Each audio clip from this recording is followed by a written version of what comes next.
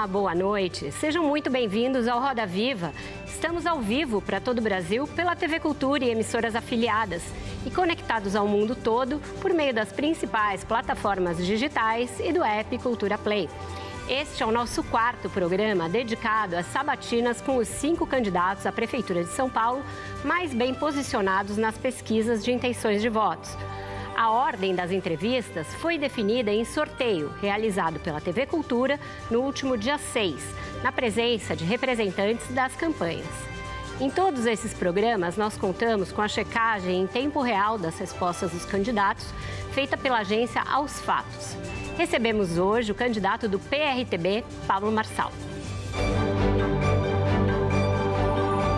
Pablo Henrique Costa Marçal nasceu em 18 de abril de 1987 em Goiânia, Goiás. É conhecido por seu trabalho como coach e influenciador digital. Chegou a ser pré-candidato à presidência em 2022 pelo PROS, Partido Republicano da Ordem Social. Mas a candidatura foi retirada pelo partido. Na mesma eleição, disputou uma vaga de deputado federal subjúdice e obteve 243 mil votos. Mas a candidatura foi indeferida pela Justiça Eleitoral. Agora é candidato a prefeito de São Paulo pelo PRTB, Partido Renovador Trabalhista Brasileiro. Para entrevistar o Pablo Marçal, a nossa bancada é composta por Amanda Aldi, repórter da Agência Pública, Bruno Ribeiro, repórter de política do jornal Metrópolis, Malu Gaspar, editor e colunista do jornal O Globo, Pedro Borges, diretor de redação do Alma Preta, e Pedro Canário, repórter do Núcleo de Investigações do UOL. Contamos ainda com os desenhos em tempo real do nosso Luciano Veronese. Boa noite, candidato. Bem-vindo ao Roda Viva. Obrigada por ter aceitado o nosso convite. Boa noite. Para mim é um sonho de infância, né? Estar aqui sendo entrevistado no Roda Viva. Eu lembro de uma entrevista do Ayrton Senna e isso mexeu muito comigo. Eu gosto muito de corrida, de outro piloto de corrida também, passando aqui há muitos anos atrás, e pode ser uma das melhores entrevistas ou um pesadelo, né? Caso não haja nobreza aqui nessa Roda Viva. Eu estou muito feliz de estar aqui. Obrigado. Obrigado, senhor. Candidato, a Justiça Eleitoral tirou as suas redes do ar no último dia 24 em caráter liminar, enquanto analisa o mérito de uma ação que foi movida pelo PSB e uma representação que foi acatada pelo Ministério Público Eleitoral.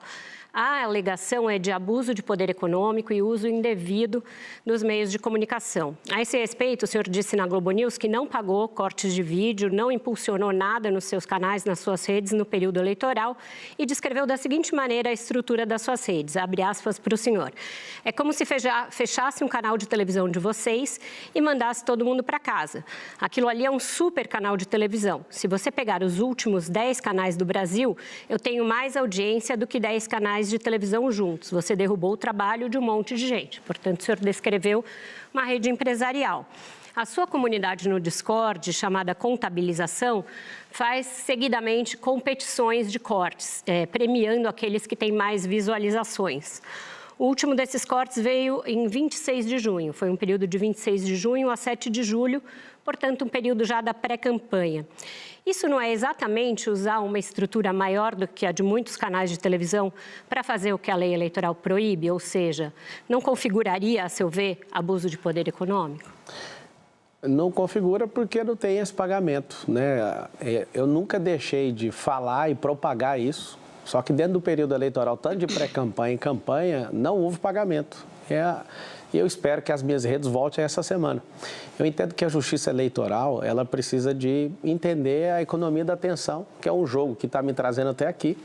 Eu estou em paz porque eu fiz uma promessa, Vera, na última eleição. Eu tive problema com isso em financiar minha própria campanha e usar, né, desse financiamento, que não foi nem R$1 de dinheiro público, e de novo, não estou usando dinheiro público. Isso me fez criar uma promessa de não envolver mais o meu dinheiro em nenhuma empresa minha. Então, eu tenho uma paz absurda em relação a isso. Eu acredito que suspender o único meio de comunicação que a pessoa tem é uma censura prévia. Mas eles permitiram que o senhor abrisse outras, né? Mas permitir, se não fosse alguém tão conhecido como eu, a pessoa tinha perdido a eleição, né? Eu agradeço aos não sei quantos milhares de influenciadores que conhecem meu trabalho e que colocaram à disposição as redes deles. Inclusive, essas pessoas que não, dentro da pré-campanha e na campanha não tem nenhum tipo de financiamento, elas estão fazendo de forma voluntária, porque elas entendem o que eu estou passando, essa perseguição. Para você que está assistindo, essa questão de censura prévia está lá no artigo 5º da Constituição Federal, inciso 4. Por que ela é prévia? Porque não censuraram o conteúdo, falaram que essa censura era sobre monetização. Você pode pegar a decisão tanto do grupo da Meta, salvo engano é Meta, Google e X, eu não sei se foi 2 ou 3, salvo engano, que eles mesmos discordam disso e continuou a liminar vigente. Eu respeito a justiça, tanto é que eu não fiquei chorando, eu fui atrás e pedi ajuda para as pessoas e criei um canal imediatamente. Esse canal, graças a Deus e essas pessoas, ele está maior do que de qualquer outro candidato. Estou muito satisfeito com isso. E foi um rebote muito ruim, porque foi onde a gente mais cresceu na pesquisa eleitoral. Eu vou passar já para os meus colegas. Numa entrevista a um canal do YouTube chamado Achismos TV, o senhor falou que criou esse campeonato de cortes e que quem tem mais visualizações, o senhor paga em dinheiro. Tem garotos ganhando 400, 600 mil reais por mês. Então, essa competição de 26 de junho a 7 de julho não teve remuneração em dinheiro? Teve. E esses 400 mil, você vai olhar, eu nunca paguei isso. Quem paga são as plataformas. Vou explicar como é que funciona. Inclusive, você que está assistindo, você pode aprender a usar no digital. Não é meu intuito na campanha, mas já que está trazendo esse assunto, é bom que todos os brasileiros saibam que realmente tem jovens ganhando muito dinheiro com isso. O TikTok, por exemplo, onde eu tenho 3,5 bilhões de marcações, para você ter uma noção, não tem ninguém na história da política brasileira que tem isso, nem o Bolsonaro. Mesmo derrubando todas as minhas contas, inclusive eu entendo como uma censura prévia, porque derrubaram meu site. Meu site não tem monetização. Então, derrubar um site do candidato, que é um meio de alguém achar ele, tem alguma coisa errada. Entendo, defendo a justiça, acredito que, inclusive, vou poder contribuir com isso, né, para que a justiça tenha uma leitura diferente dessa economia da atenção, que é usada na internet. Essa eleição de São Paulo, com a nossa candidatura sendo aprovada pelo povo no primeiro turno, vai todo mundo abrir os olhos para um novo tipo de política. Da minha parte, fiquem em paz, não coloquei, não coloco e não vou colocar meu dinheiro. Não tem um fundo eleitoral, não tem padrinho político, não tem tempo de televisão, não tem tempo de rádio, presta bem atenção nisso. E não tem mais as minhas redes sociais. E vou vencer com o povo, do mesmo jeito. Não tendo todos esses atributos, eu tive a liberdade ceifada de poder usar os meus canais, que as pessoas que confiam em mim. Se você não gosta, não tem problema. Eu também não tenho problema em ver você falando mal de mim. Eu quero que você tenha suas redes sociais. Eu achei que a censura prévia chegou e tirar a oportunidade de uma pessoa de falar pelos seus meios, que desse uma multa, que derrubasse as monetizações que estão falando. E eu acho que não foi respeitado isso. Perfeito. Malu. Boa noite, candidato. Estou vendo o senhor falar sobre a economia da atenção e queria tocar num assunto que a sua entrevista para o Flow Podcast, o senhor disse, vou abrir aspas, tá? No processo eleitoral, me perdoe, você tem que ser um idiota. Infelizmente, a nossa mentalidade gosta disso. E por ser um povo que gosta disso, eu preciso produzir isso. Preciso ter um comportamento que chame atenção. No debate de ontem, o senhor foi questionado sobre essa fala, mas o senhor chamou o jornalista de militante e não respondeu. Eu entendi que o senhor quis dizer que o senhor finge ser uma coisa que o senhor não é para conquistar voto. Economia da atenção. Mas eu te pergunto, não é exatamente isso que os políticos tradicionais do sistema, que o senhor diz que o senhor é contra, fazem? Não é assim que eles fazem? Malu, você fez a mesma coisa numa reportagem que você não fez pergunta nenhuma para mim no O Globo e falou que eu quero criar um partido com o Bolsonaro. Isso nunca passou na minha cabeça. Eu perguntei para o senhor. Não perguntou. Acho que se você puder mostrar a mensagem. Está aqui. Pode olhar. Eu nunca. Tá aqui. Pode olhar. O senhor negou, eu tinha minhas fontes. E aí você fez isso por quê? Porque você quis chamar a atenção. O que é a economia da atenção? Eu respondo e abro a oportunidade para você. Mas o senhor vai responder minha pergunta, né? Eu já estou respondendo. O fato de você não gostar da minha resposta não significa que eu não estou respondendo. Para o Josias, eu também respondi. Eu falei que vocês fazem esse jogo, chama clickbait na internet. Joga uma headline, destrói a pessoa e depois vê o que vai dar. Eu não vou chamar de fake news, porque eu não gosto desse termo. É uma completa mentira o que você fez em relação a mim. Eu não estou armado aqui, não estou querendo problema com você, nem animosidade. Mas olha, quando você fala que eu estou fazendo isso, você também praticou isso, para ter seus cliques lá no Globo, porque eu nunca falei isso para você. Eu nunca passou na minha cabeça. Você vai me ensinar a fazer jornalismo, não, é isso eu vou te responder naquilo que você está perguntando. Eu não tenho intenção de ser jornalista, eu sou prefeito de São Paulo, próximo prefeito. E eu quero mostrar para as pessoas que fica entalado aqui.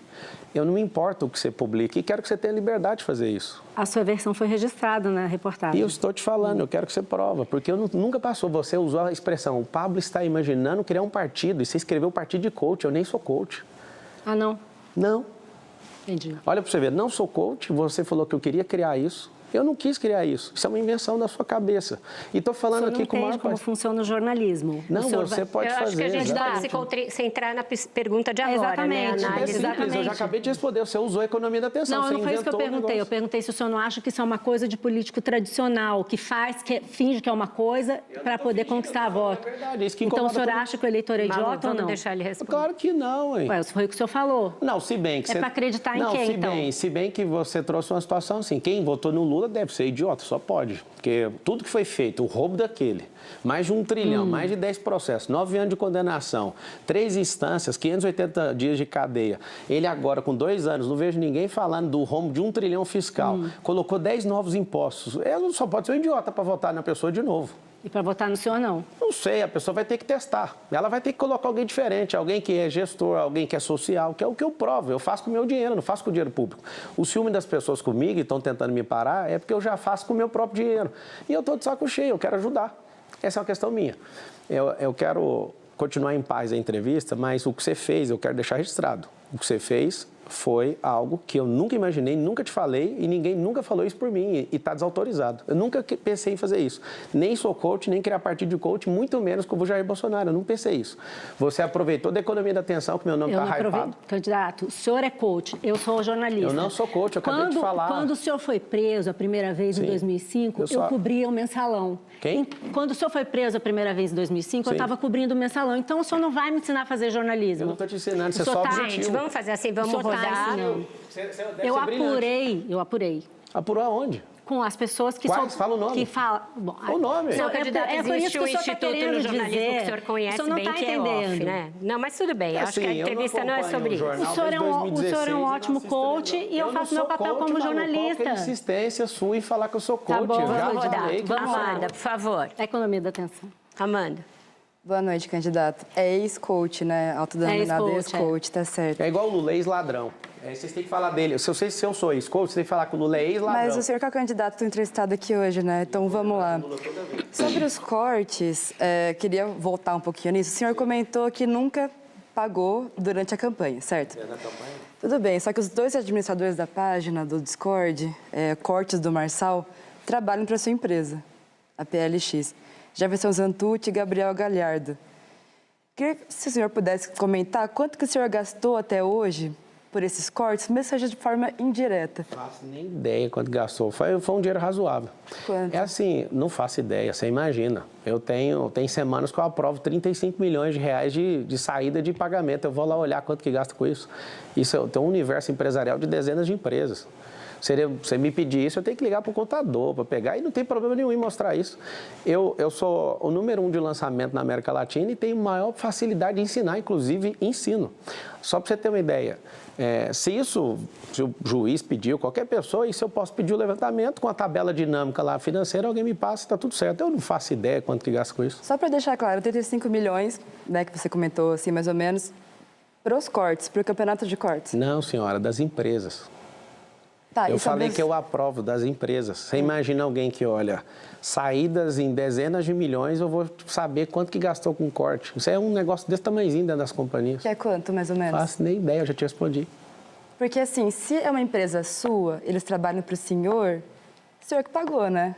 Mas não é período eleitoral, eu não paguei, é isso que eu estou te falando. Deixa eu só fazer Antes do período eleitoral, eu vou continuar, eu já falei, tenho orgulho de ensinar isso. Eu já cansei de fazer isso, não tem problema nenhum. Dentro da pré-campanha e na campanha não houve. Candidato, a esse respeito, a Agência aos Fatos pegou o regulamento do campeonato nessa disputa que eu mencionei, realizada entre os dias 24 de junho e 7 de julho, na comunidade Cortes do Marçal, está dito, entre aspas, o regulamento da competição exige a publicação da hashtag aí o jogo da velha, prefeito Marcal, e prevê pagamentos entre 50 e 5 mil, dependendo do número de visualizações ou volume de postagens.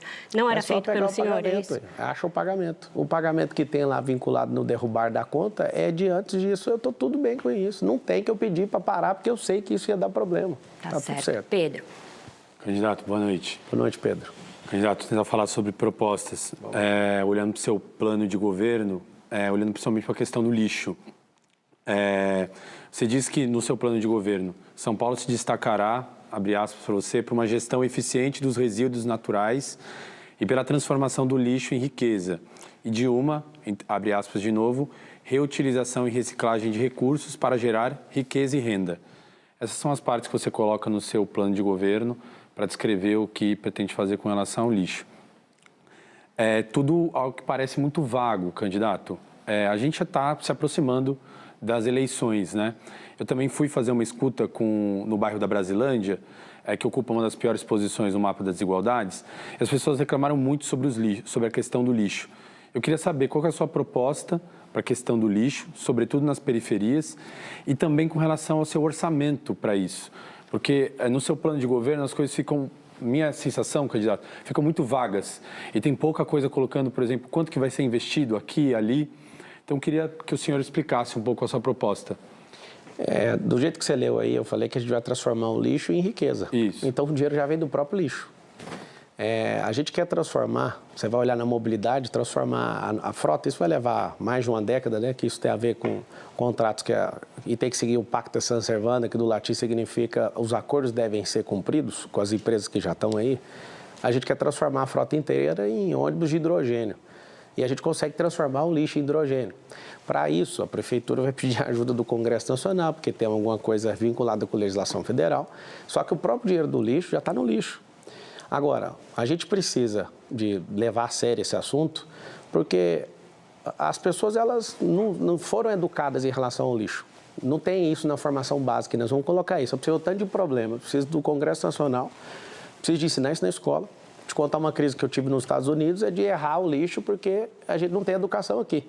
E aí você erra a sacola, o caminhão de lixo não pega. Eu tenho uma casa em Orlando e eu falei, caramba, por que aqui em Orlando, ou melhor lá, as pessoas respeitam o pare, aqui as pessoas não respeitam, por que lá separa o lixo direitinho? Por quê? Porque tem que investir isso na educação, primeira coisa.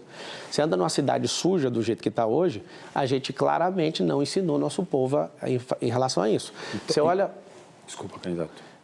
Você olha a situação do lixo, quando tem um interesse de grandes companhias que estão aí 20, 30 anos na cidade, eles não têm interesse em mudar nada e fazer nada de novo, nada disruptivo em relação ao lixo. Por quê? Porque contratos que precisam ser revisados e a gente precisa ter coragem de tratar disso.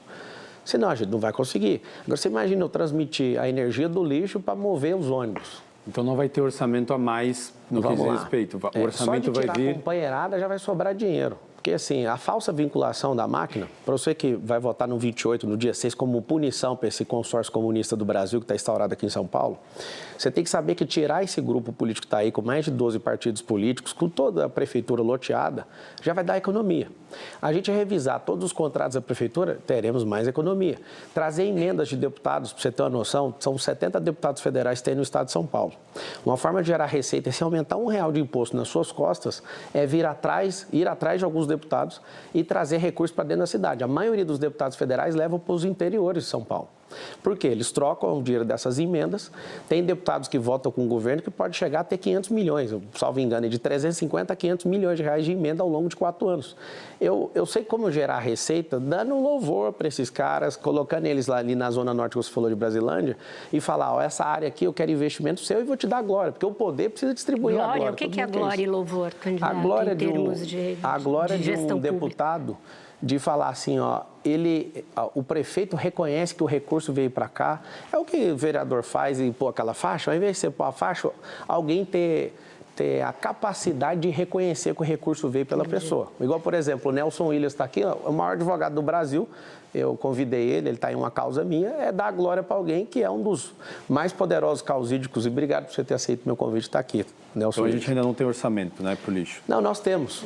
Para as pessoas que estão nos assistindo, você que vai votar no dia 6, você tem que entender o seguinte, burocracia, companheirada, corrupção, ineficiência, falta de virtualização na Prefeitura de São Paulo tem comido o dinheiro público. A gente precisa cumprir um primeiro ano né, que tem que praticamente carregar as decisões da legislatura anterior, que é a Câmara dos Vereadores, e todas as decisões que o prefeito anterior, que no caso o Ricardo Nunes, tomou. A gente, nesse primeiro ano, não vai ter esse tanto de coisa que a gente imagina, mas a gente organiza a casa com uma coisa, austeridade. Todo governo de direita, todo governo conservador, ele é austero. O que ele tem que fazer? Ele tem que enxugar a máquina e dar prioridade para aquilo que faz mais sentido. Eu vou te falar o que faz mais sentido. Zerar essa fila de 447 mil pessoas que estão precisando de exame. Vamos fazer o seguinte, candidato, a gente fala dos outros assuntos nas próximas perguntas, porque ele perguntou de lixo, acho que o senhor já respondeu. Eu queria ouvir Vamos lá. Tudo bem, candidato? Tá bom. Boa noite. Vamos lá, Bruno. Boa noite. Candidato, eu quero fazer uma pergunta para o senhor sobre transparência, um pouco em cima do plano de governo também. O seu plano de governo tem um item lá específico, a prefeitura digital, transparente e pública. E em uma sabatina recente que o senhor fez para a CNN, se não estou errado, o senhor falou que no seu governo ainda vai ter uma coisa a mais ali, que é as reuniões que o senhor tiver no seu gabinete vão ser transmitidas, mais ou menos da forma como o senhor faz hoje em dia. Na campanha, já teve algumas situações que o senhor está enfrentando que podiam ter colocado em prática já essa gestão transparente. Por exemplo, tem essa questão que o noticiário tem dado aí da ligação do Leonardo Avalanche, presidente do seu partido, com o PCC, e tem essa questão que é o centro da conversa por enquanto até agora, que são esses impulsionamentos suspeitos aí que levaram à derrubada das suas redes. A minha pergunta é, por que o senhor já não fez isso? Por que essa reunião em que o senhor teria pedido para o Avalanche deixar partido já não foi transmitida? E por que esses impulsionamentos anteriores que o senhor disse que fez, também o senhor já não deu transparência para todos esses números e explicou para todo mundo? Eu não sou dono do partido e nem sou presidente, então eu não posso fazer uma coisa chamada ingerência. Eu sendo prefeito, eu que estou no comando, certo? Sobre o Avalanche, você acabou de falar que ele tem ligação com o PCC, eu queria saber por que o PCC não ajudou ele, porque foi noticiado hoje que ele está sendo despejado da casa dele. Vocês gostam de criar, quando eu falo você, com todo respeito, te tirando, tá, Bruno? O Metrópolis gosta de pôr uma pressãozinha ali e vincular tudo que é negativo para cima de mim, mas é uma opinião minha. É uma opinião, né? A questão da gente viver num Estado democrático de direito e na liberdade, você não pode ficar chateado com a opinião. Se você quiser fazer pergunta, eu posso falar. Essa matéria, inclusive, da Folha de São Paulo. E aí piorou, mas tudo certo. É uma questão de opinião. Né? A liberdade é a melhor coisa. Você pode falar que eu sou bandido. Mas por que o senhor não deu transparência para essas... Então, eu já te respondi. É ingerência minha se eu quiser expor o partido, certo? Então, se ele é o presidente, eu tenho que respeitar porque ele está no comando. Agora, a pergunta é, como que o cara é do PCC, parece que o PCC acabou o dinheiro, então, por que o cara está sendo despejado da casa dele? Pergunta 1. Mas o áudio é a voz dele, candidato. Não, mas eu não sou advogado dele. Eu fiz lá o comunicado depois da Globo, da Globo News, e falei para ele, cara, não é melhor se afastar? Eu fiz o comunicado e eu peço, né, que ele tenha bom senso. Eu resolvi me afastar, particularmente dele. Estou seguindo minha campanha em paz, porque para mim é constrangedor o tempo inteiro ter que responder essas questões, mas fica essas perguntas, né? Na minha vida particular eu não mostro tudo, mas reuniões onde eu tenho certeza que as pessoas vão querer me colocar com o pescoço numa forca, eu vou ligar a câmera para mostrar assim. Vai ser o tempo inteiro? Não precisa ser o tempo inteiro. É mais para ter um sistema de defesa. E eu sei que vocês vão me cobrar isso por longos 4 anos de governo. Eu faço questão de transmitir muita coisa. Tem coisas que são estratégia da prefeitura que não precisa de abrir para as pessoas. Então, com relação às contas? Oi?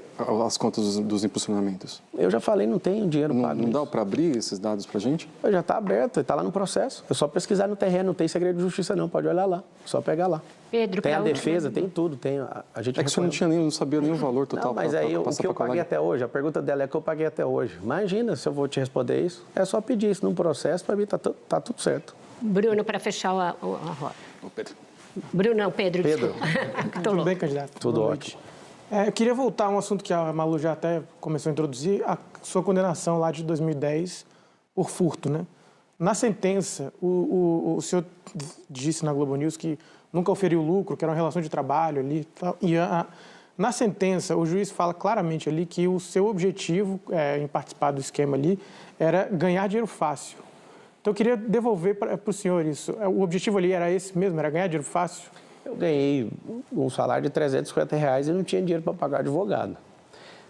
Estou com a minha carteira de trabalho aqui, se você quiser, que você é um cara investigativo, eu te dou ela aqui no intervalo, você tira a foto dela inteira, eu vou te mostrar uma coisa, até para te ajudar nisso aí, que aí mata o assunto. Dia 1º de maio de 2003, eu tinha 16 anos de idade e a carteira estava assinada.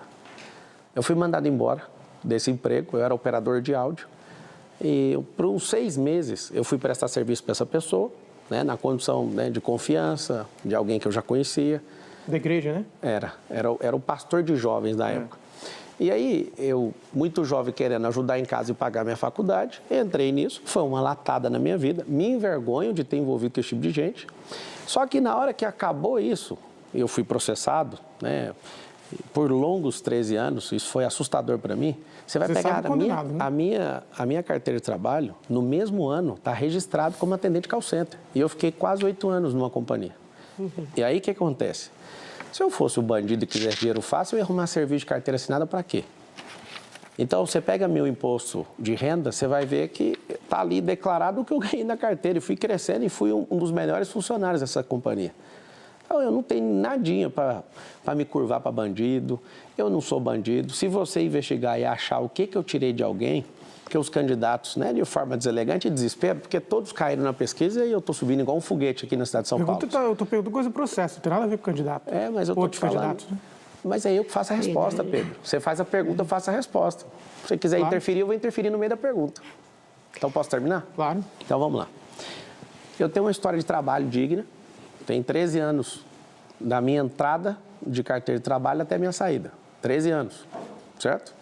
Os candidatos falam, você roubava velhinhas. Eu nem sei quem são essas pessoas. Eu trabalhei para um cara, que esse cara fez isso, inclusive cumpriu cadeia, foi condenado. Eu fui prescrito porque não tinha nenhum crime na minha vida antes disso. Inclusive, eu não dei conta de ter uma defesa... O senhor prescreveu por causa da idade. É porque se você tiver antecedente, você não deixa responder, cara. Eu fiz direito para ouvir o que você está querendo me explicar. Deixa eu terminar de responder, ué. Fiquei 5 anos na academia, deixa eu te ensinar. Você tem atenuante se você não tiver nenhuma passagem antes. Eu nunca tinha passagem.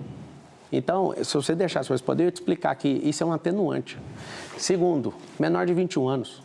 E você sabe o que aconteceu? Se eu tivesse uma defesa técnica, se eu tivesse um Nelson Williams que está sentado aqui, eu nunca ia ser condenado nisso aí. Sabe por quê? Porque a condenação foi na primeira instância. A gente não chegou aí para o trânsito em julgado. Significa o quê?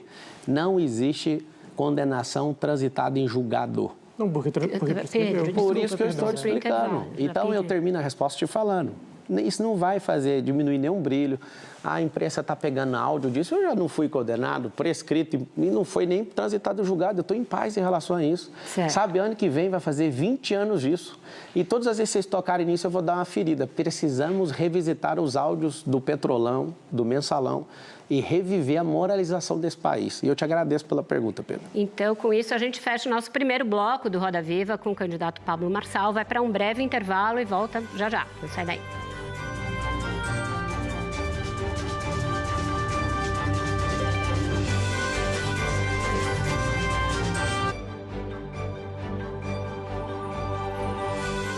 Inovação que conecta. Bradesco.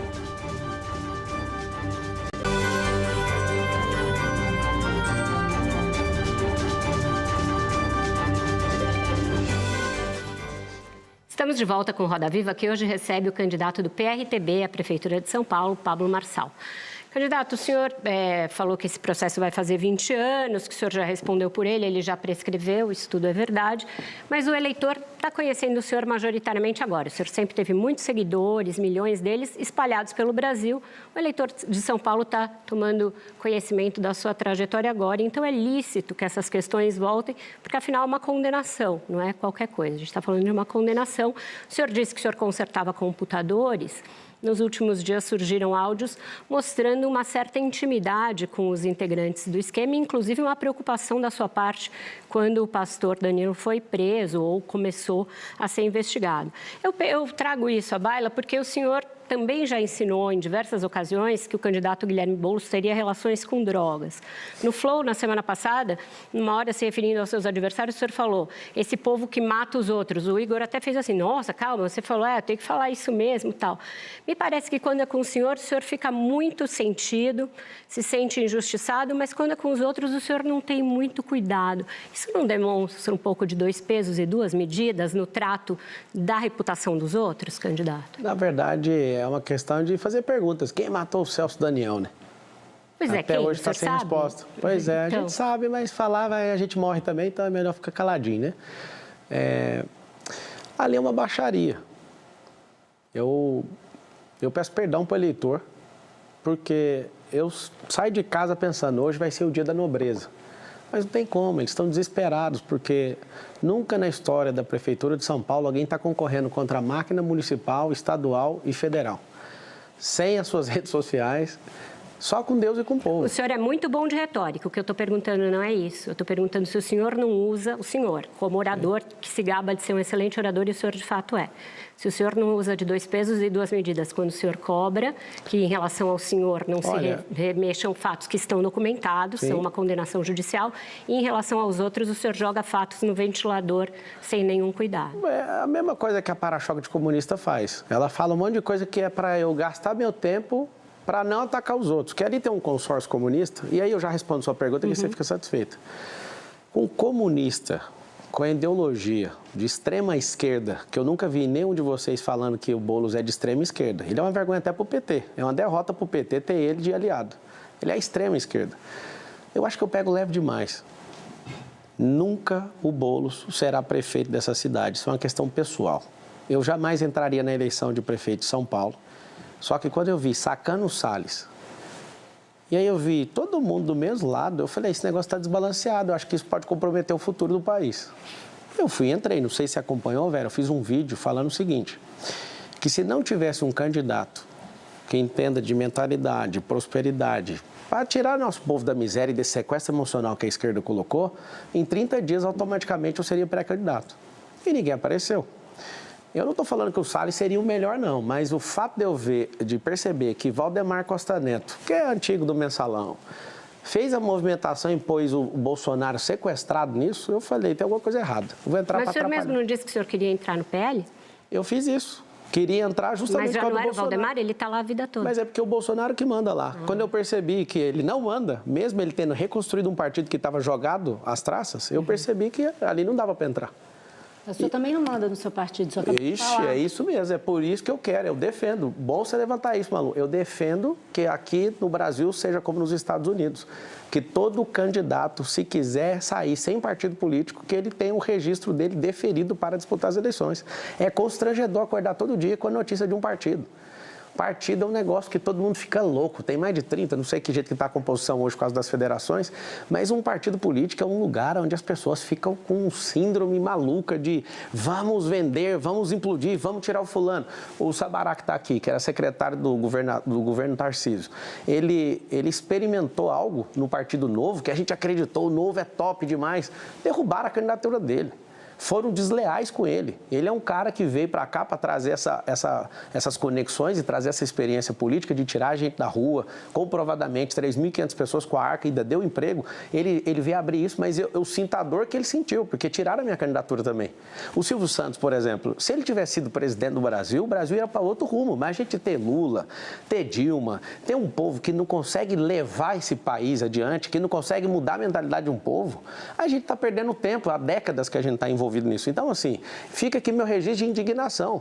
Não vou defender partido político meu não precisa esperar ter cargo em secretaria, nada disso. Nas minhas empresas não tem um parente meu. Vocês que gostam de dar uma investigada aí no período eleitoral. Você tinha pedido pegando um pouco o gancho que a própria Vera perguntou, que você tem utilizado de um processo de porte de droga para acusar o candidato do PSOL, Guilherme Boulos, né?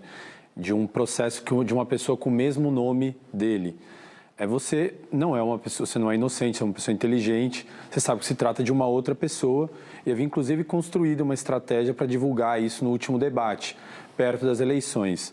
A minha pergunta, candidato, você acha essa estratégia, isso honesto? Se fosse contra você ou contra alguém da sua família, Você acharia justo uma estratégia dessa, montada de fazer essa associação de uma pessoa? Pedro, onde você viu eu usando esse processo? Aonde você viu eu usando esse processo? Eu ouvi você fazendo acusações. Fala aí, aonde que você ouviu eu usando esse processo? É mentira, então, o processo? Não, eu quero saber eu. Não, quero saber, então, qual que é a prova. É o seguinte, como o Boulos está apavorado e não aparece com o toxicológico, calma que eu tô aqui, eu vou resolver isso aí. Tem uma entrada num hospital, não, é calma que eu falo para todo mundo, né?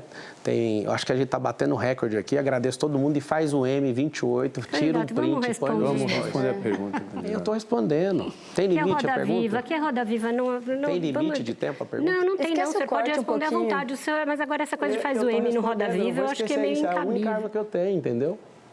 Eu não vou esquecer isso. Mas o senhor está dando uma entrevista num programa que tem 38 anos. Eu estou liderando a pesquisa, estou liderando a pesquisa de intenção de votos por ser a pessoa que usa essa ferramenta. Então vamos lá, o senhor estava respondendo. A resposta foi, eu te perguntei onde eu usei, você viu usando aonde? E aí eu te voltei, cadê a prova então? Eu não usei esse processo, cara. Então, mas eu te perguntei como é que você acusa o candidato. Publicado, acho uma publicação minha. Você não tem falado que o acusado então, ele... Eu vou mostrar o que eu tenho no último debate. Agora, você assistiu o debate ontem? Fiz a pergunta para ele. Por que no último debate? Porque o brasileiro esquece em 2 semanas, Malu. Não dá para usar isso agora. O senhor repete sempre, não vai esquecer. Então, eles estão falando que eu sou um monte de coisa, então tem que segurar. Eu estou jogando, é um jogo. O senhor tem filhos, é casado e se jacta muito da sua família e usa o fato de ser um homem de família.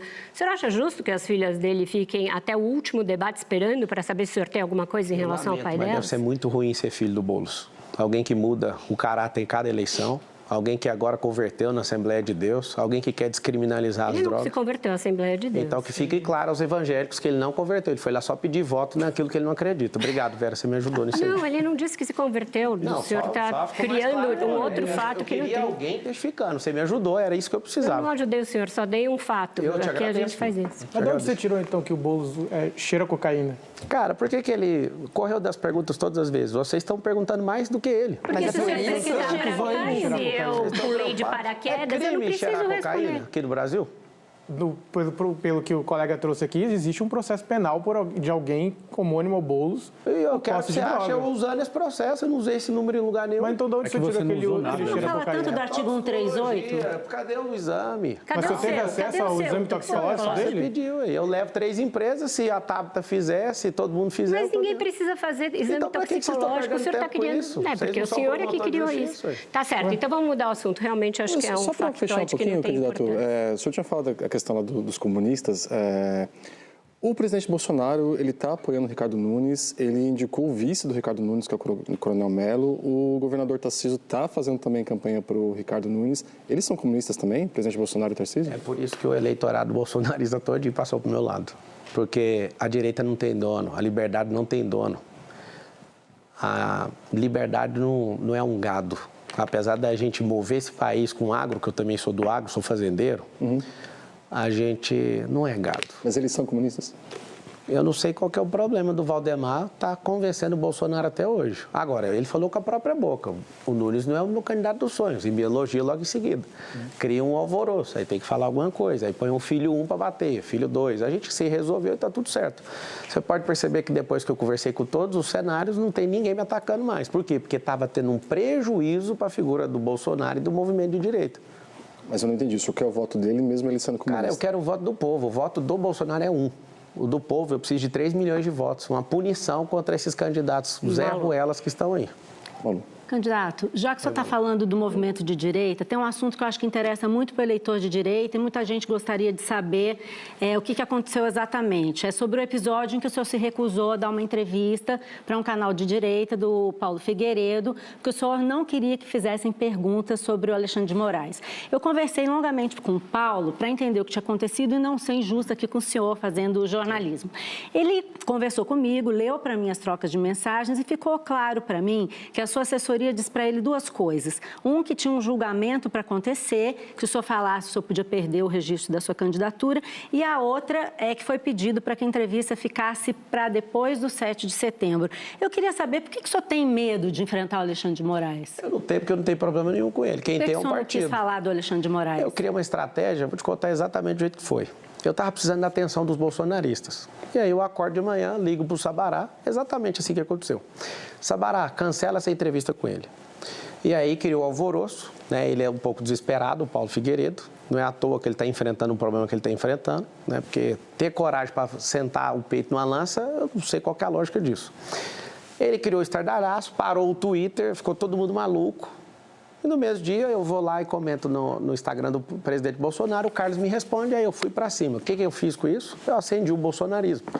Fui, ataquei o Carlos por 3 vezes, liguei para o presidente Bolsonaro, ele falou, para de bater no meu filho. Aí o Nicolas entra na jogada e tira. Sobre o Alexandre de Moraes, qualquer exagero que tiver da parte dele, que o CNJ entre em ação, que ele responda por tudo. O CNJ não pode investigar ministros do Supremo. Então pronto, que seja o Senado. O que o senhor acha do corte do X?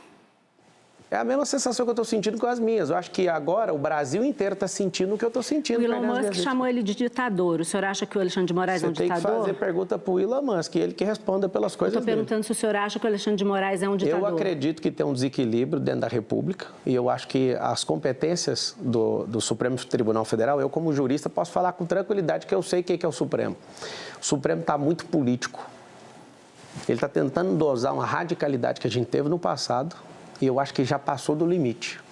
Então, todo respeito aos 11 togados ali na Suprema Corte, esse é um recado meu pessoal para vocês. Já passou essa onda. O Brasil precisa ser unificado. A gente precisa baixar essa pressão e a gente precisa retomar isso. Através de São Paulo, nós vamos retomar esse país. É um recado meu para os 11 ministros do Supremo Tribunal Federal. Nós confiamos na justiça. Não precisamos ter uma corte política. Vamos voltar a defender a Suprema Carta, a nossa Constituição Federal de 1988.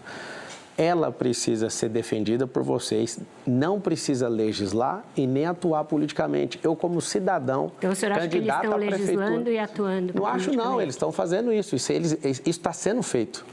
Você vê, por exemplo, no Senado Federal, homens e mulheres ali, que hoje têm processos. Esse é o modus operandi da justiça brasileira. Essa falta de celeridade faz com que muita gente fique pendurada, Vera, para quê? Para nesse pendurar, fica devendo favor para alguém. E eu faço aqui um clamor aos 81 senadores. Se o povo está dizendo o que precisa ser feito, que vocês assumam aquilo que o povo está falando, que vocês se levantem. Agora, como a gente tem poucos atores, tanto no Senado como no deputado federal, na Câmara Federal, a gente está com esse poder tripartido que é claudicante, mancando. Então, por favor, Congresso Nacional, se levantem. O senhor defende não o impeachment estamos mais do Alexandre? O senhor defenderia o impeachment? Quem defende o impeachment é o Senado. Mas qual que é a sua opinião? A minha opinião é que tem que ser apurado. Vocês divulgaram na Folha que assessores fizeram isso? O que eu vi hoje, que eu estou acompanhando? Vão chamar no Congresso Nacional. O segredo não é vamos criar ruptura o tempo inteiro. O Brasil já passou 2 processos de impeachment. Certo. Esses 2 processos criaram rupturas institucionais. O que eu defendo? Devido ao processo legal. Ah, vai impeachment. Isso aí quem define é o Congresso Nacional. Agora, parabéns, foi bem assertivo. Não sei se foi o Nicolas que pediu. Precisa ouvir todas as denúncias. E aqui vai os parabéns para a Folha de São Paulo. Ela publicou as denúncias. Teve coragem de fazer isso. Parabéns. Certo. Agora, tem que ter um outro ator, Congresso Nacional. Vai lá e entende o que está acontecendo. De novo, o impeachment não é jurídico. Para você que está aqui em São Paulo e no Brasil inteiro, você tem que aprender o seguinte.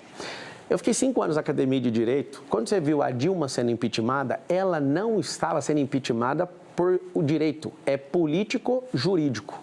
O que significa isso? Se não tiver disposição do Senado, o Brasil inteiro pode pedir isso. Não muita gente no mundo político acha que vários dos bolsonaristas, inclusive com quem eu converso, desconfiam que essa sua resistência em falar do Alexandre de Moraes pode ter a ver com aquele áudio que também a Folha publicou, que mostra o presidente do seu partido, Leonardo Avalanche, dizendo que costurou com o Michel Temer e o Alexandre de Moraes a decisão que decretou a intervenção que deu o partido para ele, em consequência, permitiu a sua candidatura. O senhor soube dessa negociação? Eu sei que ele conheceu o Temer esses dias. Faz nem sentido isso. Certo. Vamos prosseguir. Malu, a gente vai prosseguir. Eu fico ouvindo pelo site de fofoca por aí. Agora é o seguinte, eu quero terminar esse assunto aqui. Só tem uma pessoa que me faz sentir temor.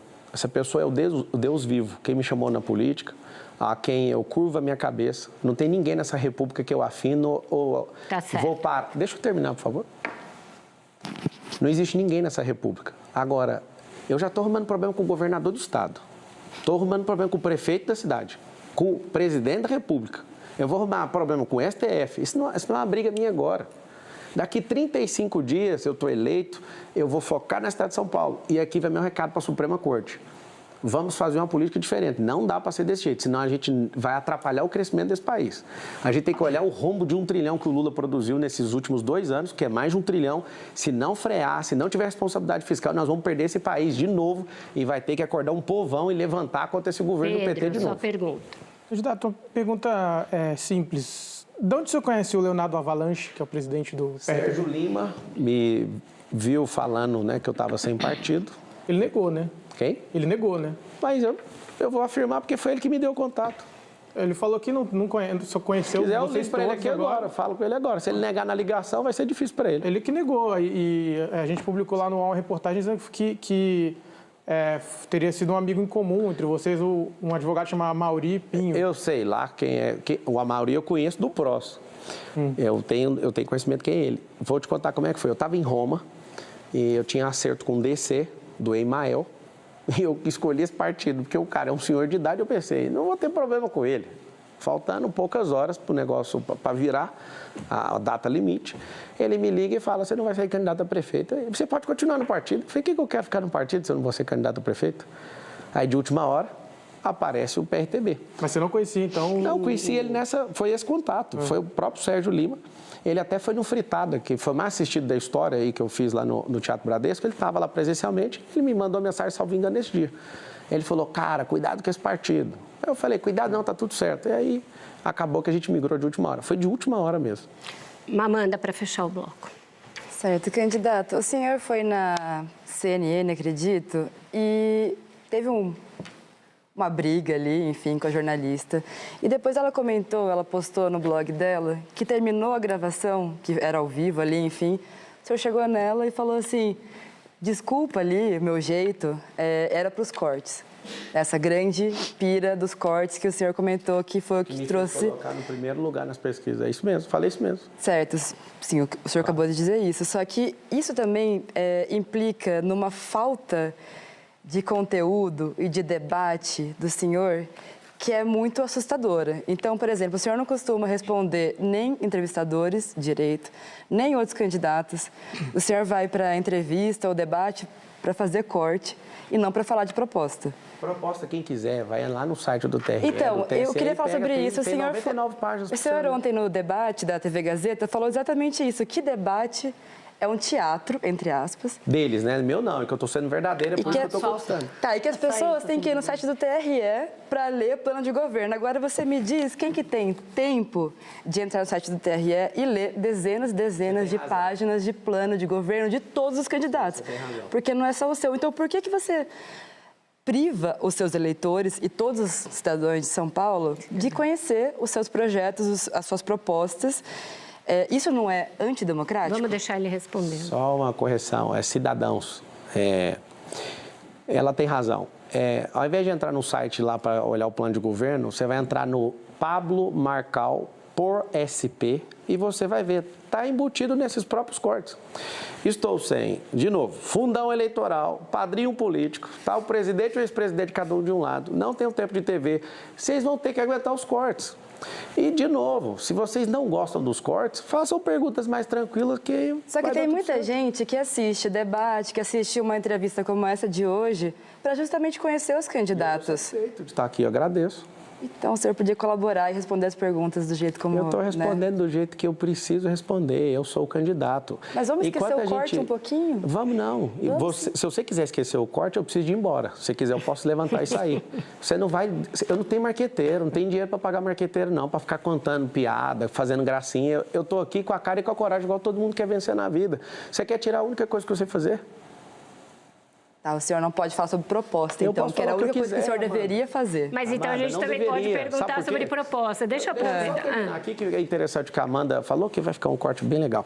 É o seguinte, o que vocês precisam entender é que a gente precisa ver quem é viável, aguenta pancada, e a gente tem que discutir valor. Quem é de família, quem quer gerar emprego. Serão 2 milhões de empregos.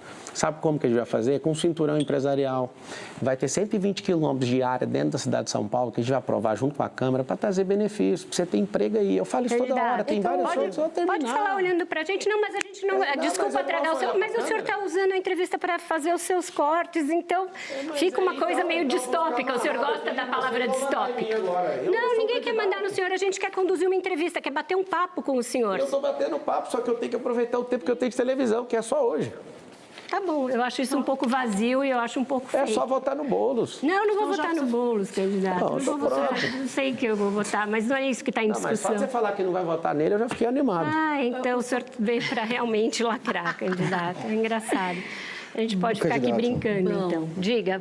Não, sei lá, eu tenho umas discussões de proposta aqui. Estou podendo, pode fazer? Faltam 30 segundos, a gente vai fechar esse bloco, vai para o intervalo e volta já com mais Roda Viva com o Tava candidato animada Pablo com a Marçal. pergunta de proposta. Eu estou encerrando o bloco, gente. Ele acabou de dizer.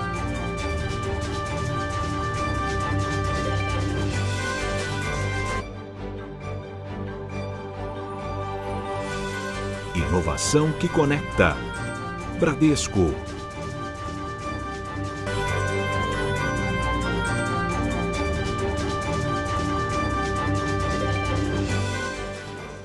Estamos de volta com Roda Viva, que hoje recebe o candidato do PRTB, Pablo Marçal. Candidato, o seu plano para o transporte público e enfrentamento do trânsito vem mudando, vem sofrendo alterações. Em relação aos teleféricos, na sabatina da Band, uma das primeiras da campanha, o senhor disse que eles interligariam bolsões de estacionamento que seriam construídos próximos à rodovia para quem viesse de fora da cidade, deixaria os carros nesses bolsões, seguiria de teleférico. No UOL, o senhor falou num cinturão interligando as comunidades e que os teleféricos rasgariam o céu de São Paulo. E aí, na Globo News, o senhor disse que era uma ideia mais para abençoar as favelas com teleféricos, que seria algo mais para turismo e para que as pessoas saíssem da comunidade para aí sim pegar um transporte público. O senhor poderia esclarecer qual que é a base técnica? Eu sei que o senhor fala muito do que existe em Medellín e em outras cidades que têm uma topografia bem diferente da de São Paulo. Qual é o alcance dessa medida e por que ela virou a sua principal proposta de mobilidade? Eu nunca falei que ela era a principal proposta de mobilidade. Você viu eu falando isso em algum lugar, não? Não, mas eu vejo o senhor falar dela com alguma frequência e não em outras. Porque ela é inusitada, né? Na verdade, eu nunca começo falando dela. Ela é uma forma de abençoar a comunidade, é 5 vezes mais barato que o metrô, é limpo, não para e é mais seguro o transporte do mundo. É o elevador que é puxado na horizontal, para você ter uma ideia, é mais seguro que qualquer outro tipo de transporte. Você que é da comunidade, não é para os outros, não. Isso não é uma situação de mobilidade para uma cidade que tem 7 milhões de carros transitando diariamente. Então, sobre os bolsões que você trouxe, essa sim é uma grande questão, porque nós temos 38 cidades em volta da cidade de São Paulo. Essas 38 cidades formando essa metrópole recebem muito carro diariamente, centenas de milhares de carros. O que significa isso? Tem 10 rodovias, né, que injetam esses carros dentro da cidade e a maior parte dessas pessoas entram com uma única pessoa dentro do carro, gerando lentidão no trânsito e soltando gás que tem destruído o nosso meio ambiente. Então, você imagina, a gente cria esses bolsões, onde esses carros ficam nesses bolsões, através de ônibus também, e de teleférico, ligar na rede de transporte da cidade. O cinturão, nós vamos inaugurar uma primeira fase, e essa primeira fase eu quero abençoar ali na Brasilândia, na Zona Norte, onde inclusive quero criar um paço municipal. O que significa o senhor dizer que o senhor quer abençoar? Desculpa, eu não consigo entender essa terminologia ligada à gestão pública. É por isso que vai ser diferente a gestão pública. Você vai ouvir muita coisa diferente. Você vai ouvir equity, você vai ouvir MVP, que é testar as coisas antes de gastar com traço de 30 anos. Não, mas abençoar não é de gestão pública, abençoar é religioso. Não, abençoar é uma palavra da língua portuguesa que você pode usar. Verdade. Se você quiser usar ela em qualquer contexto, você tem liberdade de poder usar, você pode usar onde você quiser. Por que abençoar? Porque favela é sinônimo de ausência do Estado. O que significa isso, a ausência de Estado? O governo não investe em vocês. E eu vou fazer isso para quê? para vocês terem um transporte digno, para vocês nem pagarem o transporte. Vai ser através de PPP, parceria público-privada. E essa parceria público-privada, quem vai pagar são as pessoas que usam fora as que moram. Então, você vai ter um acesso gratuito nisso. Nós vamos testar, a comunidade vai aprovar. No plano de governo tem a comunidade forte. Nós vamos desfavelizar São Paulo a partir dessas primeiras favelas. E aí vocês vão ver o porquê que é abençoar. Porque a esquerda... Entendi. Como que desfaveliza com o teleférico? Não é com o teleférico. É fazendo liberação fundiária. Você ter escritura, logradouro público, você parar de descer lá na porta da comunidade, você pegar suas correspondências. É assim que você vive hoje. Lá na Zona Leste, Vila União, por que não tem energia? Porque não tem meio-fio. Por que uma prefeitura não resolve um negócio desse? É tão simples. Por que os mananciais onde vocês moram, falando só com a comunidade agora, deve ter de 3,5 a 4 milhões de pessoas em situação de periferia, favela e comunidade. A comunidade tem que ser forte. Só que a favela, ela precisa ser reurbanizada. Qual que é o interesse de esquerda? Manter vocês nessa situação de miserabilidade para manter a esperança sempre acesa que vocês vão mudar de vida. Então, o teleférico não é uma proposta para a mobilidade geral da cidade, é para você, que mora na comunidade, e eu fiz uma promessa. Ninguém, até terminar esse governo meu de 1.460 dias, a partir do dia 1º de janeiro, vai morar em casa de lata, nem em casa de madeira. Eu não estou fazendo algo que eu acho que dá certo. Eu estou fazendo isso em Angola, em Luanda, no Camizungo. Estou lá desde 2019, investindo na minha influência, o meu tempo, o meu recurso e chamando de vários empresários. Nós estamos reconstruindo e desfavelizando um lugar. E por que o senhor não fez no Brasil, em vez de fazer em Angola? Eu senti no coração de fazer lá na África. E agora eu senti de fazer em São Paulo. E vou fazer em São Paulo. É onde eu sinto com o meu coração, eu faço. Entendi. Está aberta a roda? Diga, Bruno. Falar um pouco de emprego. O senhor, carteira de trabalho virou um tema aí na eleição. O senhor falou que está com a tua aí. E, ao mesmo tempo, o senhor tem essa proposta que o senhor falou agora há pouco da criação dos 2 milhões de empregos aqui na cidade. Eu fiz um levantamento no CAGED, o Cadastro Geral de Empregados e Desempregados do Ministério do Trabalho. E o senhor tem 25 empresas, que estão lá registradas, ligadas ao senhor.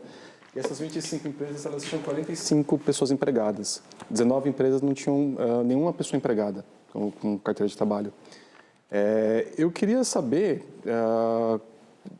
considerando essa questão dos 2 milhões de empregos que o senhor pretende criar, como que vão ser esses empregos que o senhor pretende criar aqui em São Paulo, considerando especificamente que aqui na cidade o número de desempregados é de 500 mil pessoas? Sim.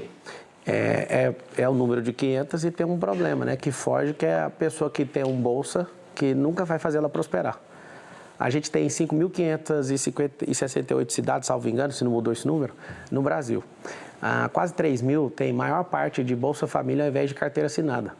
E sobre as minhas empresas, obrigado pelo levantamento aí, a maior parte é terceirizado, porque a gente mexe com muita tecnologia. Então, tem programadores dos Estados Unidos e outros países, e a gente usa muito o serviço de terceirização, que isso ganha agilidade. Inclusive, na gestão pública, a gente usar esse mesmo recurso vai mudar tudo. A gente colocar na mão de gente competente para fazer mais rápido. Sobre os empregos, esses 2 milhões, o governo Lula conseguiu criar 2,9 milhões de empregos no Brasil inteiro. No Brasil tem 21 milhões de CNPJs, 10 milhões estão no estado de São Paulo, 2,2 estão na cidade de São Paulo. Então, o estado concentra 50% das companhias e você que está assistindo, se a gente fechasse todas as empresas agora, não existiria o país. Por quê?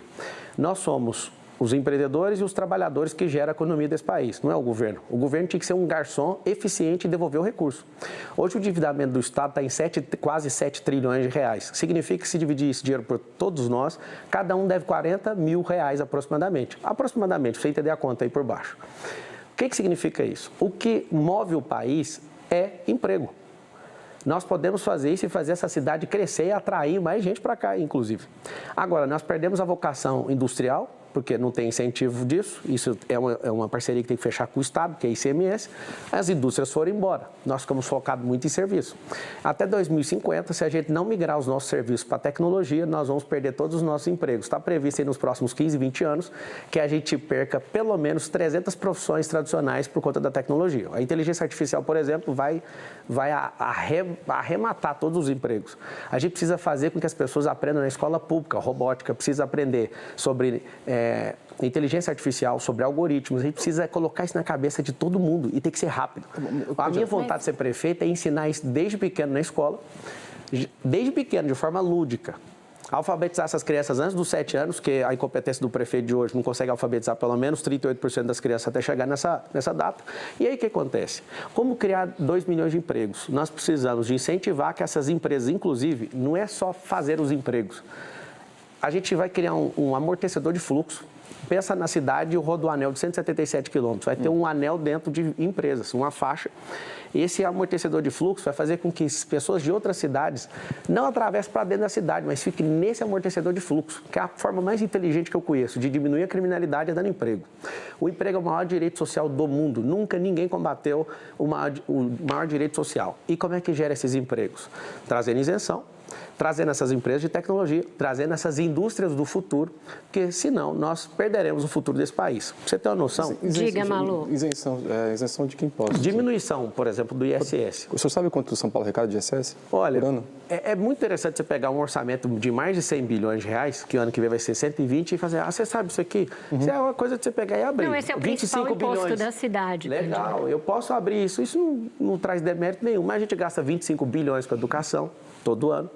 Ano que vem já está previsionado para gastar algo em torno de 28 e o orçamento vai bater 120.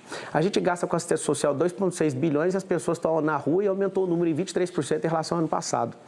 Saber uma linha específica é só abrir orçamento, posso abrir com todo mundo e tem gestor para fazer isso. Eu amo o número. Você está baseando a sua proposta nesse tipo de medida, né? Simples. Primeiro gera economia e a gente precisa de aumentar a receita trazendo o que eu já falei sobre os 70 deputados. Acho que uns 37, 38 a gente consegue converter para a base e trazer os investimentos para a cidade de São Paulo. Malu, deixa eu falar. Só terminar sobre os empregos.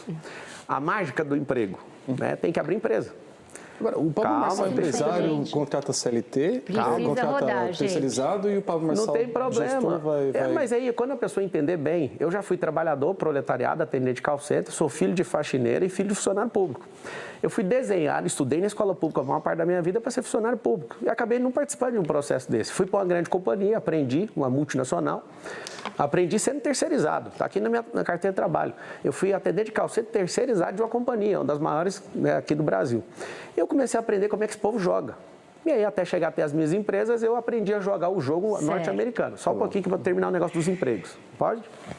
Pode, não, o senhor não está falando de proposta de emprego, o senhor está falando de outra coisa, mas tudo bem. De mim, é porque eu tenho que provar para isso que eu dou conta, né? Tá certo. O que acontece? Vai ter um braço de ensino em todos os 2 milhões de CNPJs aqui na cidade de São Paulo. Como que é isso? É um portal onde você, que é funcionário de qualquer empresa, terceirizado, se você for PJ, o que for, você vai ter esse acesso. Nós vamos ensinar inteligência emocional, nós vamos ensinar educação financeira, que a gente não aprendeu na escola pública, nós vamos ensinar tecnologias, profissões do futuro. Vocês precisam migrar para as profissões do futuro, senão a gente vai ser disso? Não, Bruno, eu preciso rodar a roda. Vai lá. Não, pelo amor de Deus, Malu, por favor. Desculpa. Valeu. Uma proposta, não, é sobre proposta ainda. O senhor gosta muito de falar de uma proposta, que é o prédio de 1 quilômetro que o senhor vai construir na cidade de São Paulo. Seria o prédio mais alto do mundo, mais alto hoje está em Dubai, no Emirados Árabes, o Burj Khalifa, 880 metros. 828. Aqui eu entendi que era 880, mas tudo bem. É 800, mais de 800 metros. Passar na checagem ali na hora de voltar para o intervalo. Tá bom. Já fez o corte? Posso continuar? Pode. Beleza, então vamos lá. A Arábia Saudita está tentando erguer desde 2013 um arranha-céu de 1 quilômetro, como o senhor, mas as obras já estão rolando desde 2013, 6 bilhões de reais, não tão próximas de terminar. Isso num país como a Arábia Saudita, que tem petrodólares, é uma ditadura, tem trabalho análogo à escravidão e ainda por cima, nós temos um plano diretor em São Paulo que não permite que essa obra seja realizada no centro e, para realizar fora, tem uma série de compensações, centenas de milhares de metros de terreno que precisa ser fornecido como contrapartida. E aí eu queria saber do senhor, São Paulo tem sérios problemas, o senhor falou aí de mobilidade, segurança, falamos de educação. Como que esse prédio ajuda a resolver esse problema? O que vai ter dentro desse prédio? Vai ter gente. Vai fazendo um prédio de 1 quilômetro para resolver os problemas da cidade? Toda obra ela representa um marco. O Brasil vai se tornar a maior potência mundial até 2050, se vocês ouviram o que eu estou falando. Vocês nunca mais na vida de vocês vão me ver sendo candidato a prefeito da cidade de São Paulo. Alguém que conquistou o que eu conquistei, vindo da onde eu vim, não tem coragem de fazer o que eu estou fazendo. Isso aqui é perda total para a pessoa. Vou responder, calma. Eu já fiquei hospedado no Burj Khalifa. e lá tem 828 metros, salvo engano, que às vezes ele cresceu 10 metros de dilatação aí, né? Eu já fiquei lá no Hotel Armani, foi uma experiência assustadora. Só quero contar uma coisa para você. Ninguém iria ao deserto se não tivesse uma obra poderosa dessa. Porque eu quero movimentar o turismo na cidade de São Paulo, abençoar a zona sul de São Paulo. Essa área, o que a Malu falou muito bem, a questão do zoneamento, ele é revisto de 10 em 10 anos. Mas não precisa preocupar, porque quem define isso é a Câmara. E quem define isso é a Prefeitura, junto com a Câmara. Eu vou revisitar isso por interesse de São Paulo. Você faz um prédio desse, você cria disrupção na construção civil, você aumenta o emprego, leva 10 anos uma obra dessa, tá? 20 bilhões de reais. Não já tem mais de 10, né? Tem 11 lá na Arábia Saudita. Então, esse é o valor e vou explicar por quê. A FG, lá em Balneário Camboriú, já fez um de 300 metros e está agora fazendo um de mais de 500. Inclusive, eu estou entrando nesse projeto para todo mundo entender que é um negócio sério. Lá em Balneário, numa praia apertada, eles vão construir um de mais de 500 metros de altura e vai ser o maior residencial do mundo. Gente que é visionária, às vezes espanta a maioria das pessoas que não entendem do que a gente fala. Porque a gente quer criar um marco, esse prédio vai chamar Brasil, inclusive. Todo o mundo fala de Burj Khalifa e eles vão falar que o maior prédio do mundo chama-se Brasil. A novidade, não vai custar nem R$1 do seu dinheiro. Isso aí vai ser parceria público-privada, mas tem que ter uma iniciativa de alguém. Vou explicar algo para vocês. O Brasil perde em turismo por um elevador na França. O elevador da Torre Eiffel. Aqui tem menos turista internacional, tá? Do que o elevador da Torre Eiffel. O que significa isso? Nós precisamos criar vocação nisso e construir isso, além de trazer muito emprego, mudar completamente a imagem da cidade de São Paulo, abençoar essa zona sul de São Paulo, região periférica, onde não tem investimento. Ali você começa a criar um prédio, você começa a criar uma quadra e aí você vai valorizar seu imóvel. Você que está aí, ó. Você que está aí para baixo no Campo Limpo, você que está aí no Jabaquara, você que está aí. Sabe o que acontece quando uma obra dessa acontece perto de você? Seu imóvel que vale 300, 400, vai passar a valer R$1 milhão. Só que todo mundo só quer investir no lugar dos playboy, não quer investir aí. Eu quero levar a prefeitura para a Zona Norte para valorizar a Zona Norte. Eu quero levar o maior prédio do mundo para lá sem gastar nenhum real de dinheiro público, só de disposição. E me dá uma caneta apertando 28 no dia 6 de outubro, que se a caneta estiver na minha mão, nós vamos fazer. Se vocês não me derem a chance de ser prefeito, nós vamos fazer do mesmo jeito. Eu vou arrumar um jeito de fazer isso aí. Eu vi e quem viu não tem como voltar atrás. Entendi. Agora a gente vai para o intervalo, volta já já com mais Pablo Marçal no Roda Viva.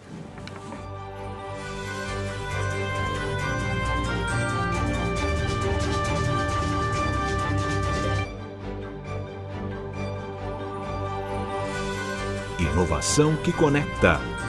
Bradesco.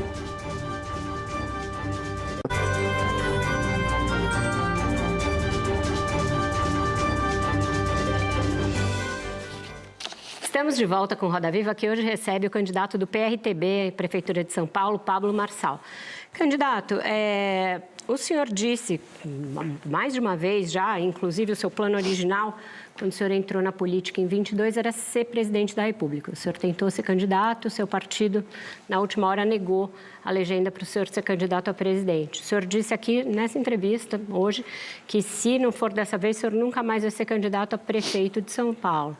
São Paulo tem uma experiência aí de 2 prefeitos recentes que deixaram a prefeitura para ser candidatos a outros cargos. O que o senhor diz para o eleitor de São Paulo que garanta que o senhor não vai ser candidato a nenhum outro cargo daqui a 2 anos? Ou a presidência da República, especificamente? Só para corrigir, não foi o partido que me derrubou, não. Foi uma decisão na justiça, porque o partido estava comigo, foi lá, derrubou o presidente, e aí o presidente Lula acabou juntando com esse partido e eu virei deputado federal, continuei no partido, ganhei a eleição, foi subjúdice, depois inverti, fui eleito, depois derrubaram de novo, através do ministro Lewandowski, e acabou que eu acabei perdendo a eleição com 243 mil votos. Sobre governar São Paulo, a minha agenda já está travada, 1.460 dias. O Dória, que para mim foi um cara que magoou o povo, né, por uma ambição política, já mostrou para nós que isso não funciona. A maioria dos políticos que passaram por aqui já mostraram o jeito de não funcionar. Pra você entender, a máquina de São Paulo é uma máquina impressionante. É uma máquina onde você, se for um bom gestor, já funciona, mas se você quiser fazer um governo histórico aqui, eu deixo um compromisso para você que vai punir esse consórcio comunista do Brasil aqui, que são esses outros 4 candidatos que estão na mesma laia. Você vai digitar o 28, eu vou te pedir um favor. Você vai digitar o 28 no governo histórico. Nós iremos fazer uma gestão e nós vamos fazer o social como nunca antes. O que eu quero que você tenha segurança é o seguinte, é difícil Qualquer pessoa no Brasil hoje venceu o presidente Lula. Ele sem a máquina, fazendo uma análise. Ele sem a máquina na mão, venceu o presidente Bolsonaro com a máquina na mão. Eleição é um negócio muito perigoso. A não ser que ele tenha um comportamento do Biden, pelo envelhecimento, com todo respeito, a idade chega para todo mundo. Eu tenho 37 anos, o Lula vai estar com mais de 80, se eu não estiver errado, aí em 2026. Se ele tiver do jeito que ele está hoje, dificilmente, na minha avaliação, alguém vence ele. O Bolsonaro está inelegível.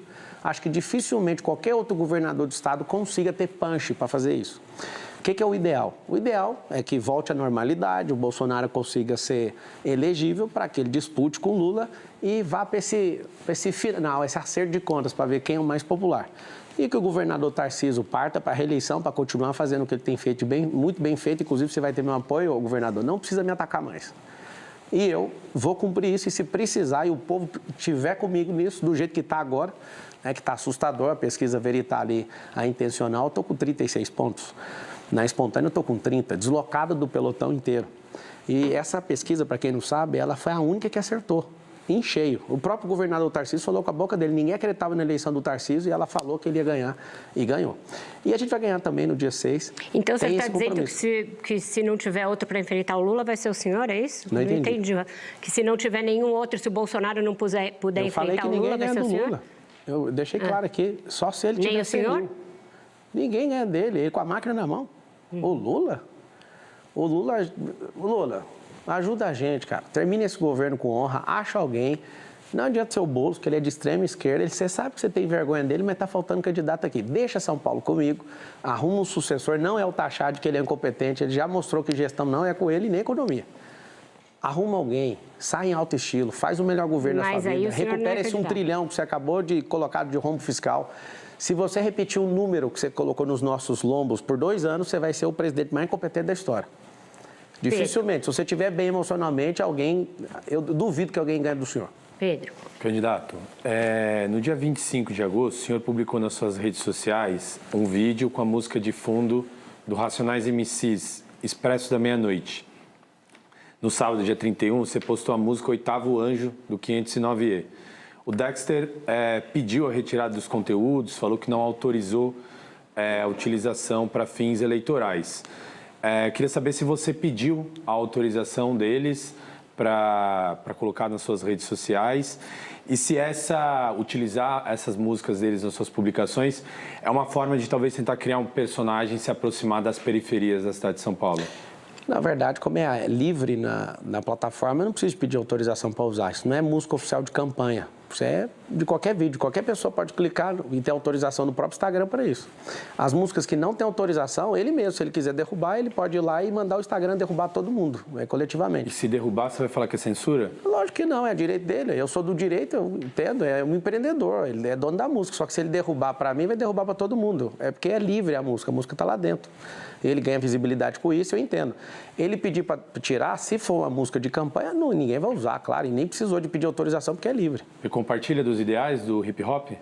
Cara, eu vim de periferia, eu morei num lugar chamado Parque Ateneu, e a minha mãe, ela não gostava que eu ouvia de jeito nenhum. Eu tinha um vizinho chamado Luzimar, que toda semana era assim, final de semana, som lascado era o quê? Aqui estou mais um dia.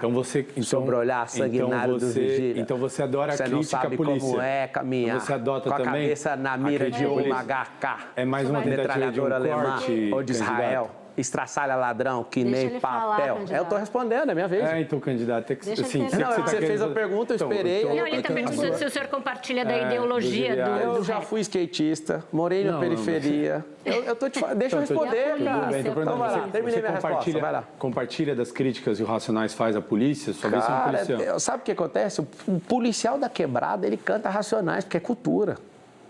Agora, a gente precisa de uma segurança pública. Você está de brincadeira que eu vou falar que eu aceito tudo que ele fala? Nem a minha pessoa tem alguém que aceita tudo que eu falo. A gente tem que saber depurar. É uma cultura, é raiz. Isso aí está impregnado em todo mundo. Eu nunca comprei um CD do Racionais, mas eu ouvi do vizinho, aprendi, estava te mostrando aqui uma parada. Todo mundo acha, você aprendeu esses rap agora? Nunca, mano. Eu vim da periferia. Eu morei em periferia. Falou até um mano agora. É o quê? Soltou até um mano agora. Tá errado? Não, é que eu achei... Você pira que eu falo mano para todo mundo? É que eu achei curioso que você não usou o mano em nenhum outro momento da entrevista. Cara, é porque você me trouxe a memória muito boa. de quando eu era pobre, morava em periferia, minha mãe odiava que eu cantasse essas músicas. Em qualquer lugar que eu tô de rolê, na quebrada, tô de Paraty filmado. Pedro, sabe o que rolou? Pedro, sua pergunta. Esses blocos são mais curtos, vamos para a pergunta. Diga lá, Pedro. Não, eu queria voltar um pouco aqui. Hoje saiu uma reportagem do Metrópolis falando de um banco que não é banco e que, diz a reportagem, está associado ao senhor, né? Que é um banco que cobra das pessoas R$45 para abrir conta num outro banco. E aí esse outro banco não cobra tal.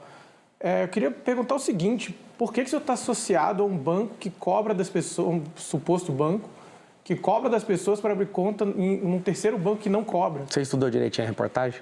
Eu li a reportagem. Então, sai da headline e lê a reportagem. Que quando faltar a reportagem, dá uma investigada. Seguinte, como que cobra de um banco a inscrição? Você tem que ver os benefícios. Você sabe os benefícios? Então, tem que estudar os benefícios. Eu não sou titular desse banco, ele é um MVP. Sabe o que é MVP? O mínimo produto, não é isso? Mínimo viável do produto. É um teste. Eu nunca lancei esse banco. E só das pessoas saberem que está rolando esse teste, elas foram lá e se inscreveram. Elas têm vantagens em pagar.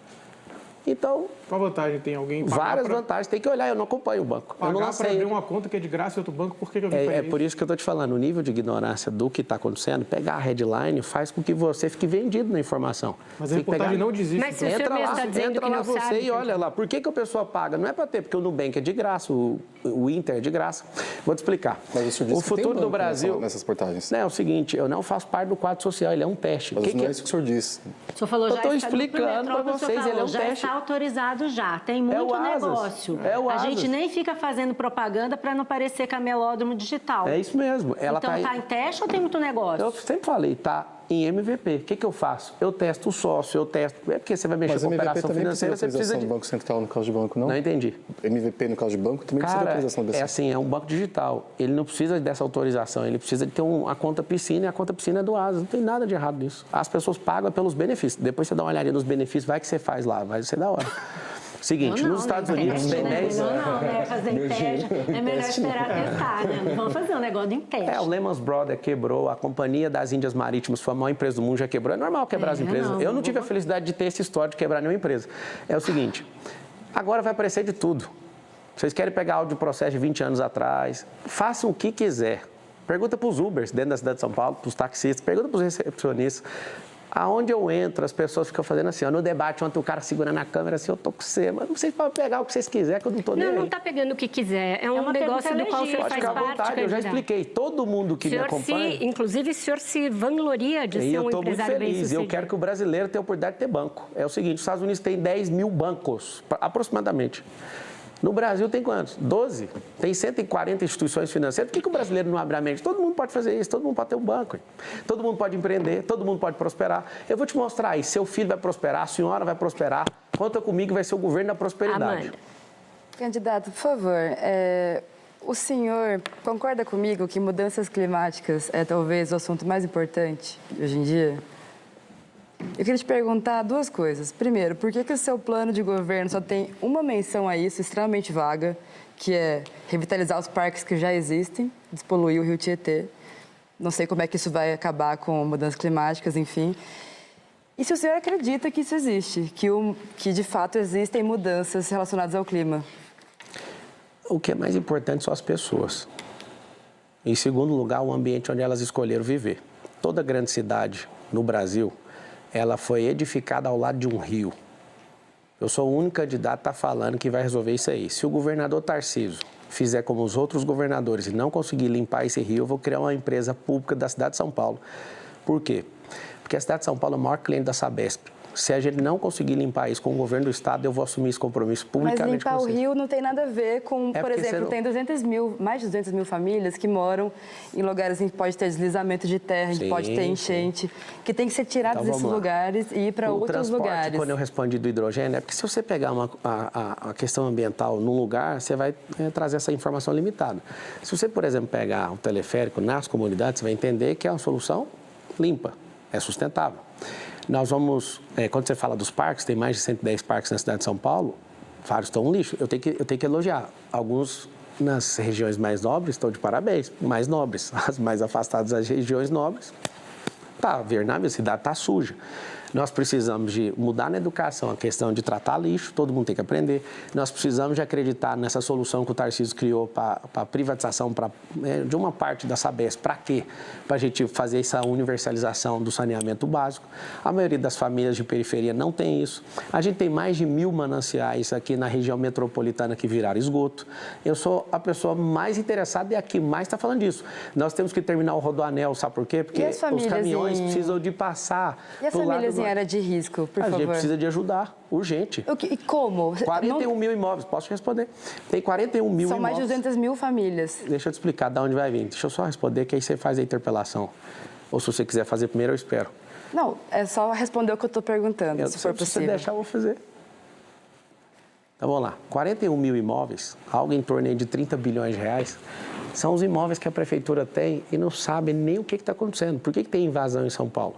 Tem invasão em São Paulo por falta de competência do Bananinha. O Bananinha, para quem não sabe, é o prefeito atual. É alguém que tem perfil de vereador, não tem pujança, não tem estado de presença, nem presença de comando. Alguém que não entende de gestão. Não é a pergunta que eu fiz, né, candidata? Deixa eu terminar, mulher. Mas se você responder, eu deixo o senhor terminar. Vamos fazer o seguinte, eu vou responder. Então, podemos passar a pergunta para o próximo, porque o senhor não está respondendo. Então, vamos lá, ping-pong, então. 41 mil imóveis, a gente precisa permutar essas áreas para conseguir colocar vocês num lugar melhor, tirar vocês de alguns esgotos, dar uma vida melhor. A gente tem 41 mil imóveis. Só para você entender, eu sei que está assistindo, a dimensão de 41 mil imóveis, a região metropolitana de São Paulo tem 28 mil quadras. É como se tivesse um imóvel para cada quadra da Prefeitura de São Paulo, mais 12 mil imóveis. É muito imóvel, é muita incompetência. Tem muita área, tem área para colocar vocês. Eu vou tirar vocês disso, porque eu já faço. Tá. E o senhor acredita em mudança climática? Você não respondeu isso ainda. É muito simples. Se você enfiar carro o tempo inteiro, você vai criar um efeito estufa aqui. É claro que vai acontecer isso. O que eu acho insuportável é alguém militar com o clima, igual milita com assuntos querendo politizar coisas que não precisa. A gente precisa de limpar. Precisa de limpar os mananciais. Eu sou o único candidato que está falando isso, não tem nenhum outro que está falando isso. Limpar os mananciais. A gente precisa criar esses empregos para parar com esse fluxo de 7 milhões de carros da cidade. Os bolsões é para diminuir a poluição dentro da cidade. Não tem como. Certo.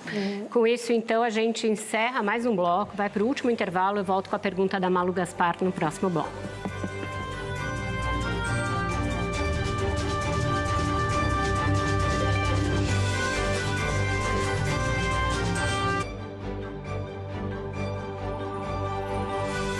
Inovação que conecta.